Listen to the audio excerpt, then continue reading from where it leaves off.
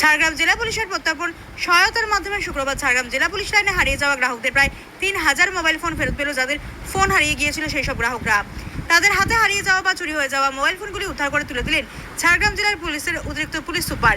গত 5 বছর আগে এই প্রকল্প চালু করেন ঝাড়গ্রাম জেলা পুলিশ। সেই থেকে এই প্রকল্পের সুবিধা পাচ্ছে ঝাড়গ্রাম জেলার বাসিন্দারা। এবার প্রায় 3000 ফোন উদ্ধার করে জেলা পুলিশ, যার বাজার মূল্য 4,72,00,000 টাকা। সেই সমস্ত ফোন ফেরত দেন জেলার অতিরিক্ত পুলিশ সুপার।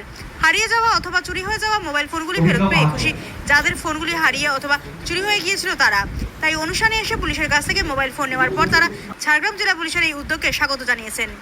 2019 সাল থেকে শুরু হয়ে আজকে 2024 সালের 21 তারিখে আমরা এসে দাঁড়িয়ে আছি। টিল নাও এখনো আমরা 3421টা মোবাইল ফোন উদ্ধার করেছি, যার যদি আনুষ্ঠানিক ভ্যালু ক্যালকুলেট করা হয় সেই মূল্যটা দাঁড়াবে 4,72,00,000। তো আজকের দিনে দাঁড়িয়ে এটা হয়তো কোনো বলার জায়গা নয়, বা যদি ভ্যালু হিসেবেও ক্যালকুলেট করা হয় এই 4,72,00,000 টাকা জিনিস কিন্তু আমরা মানুষের কাছে ফিরিয়ে দিতে পেরেছি।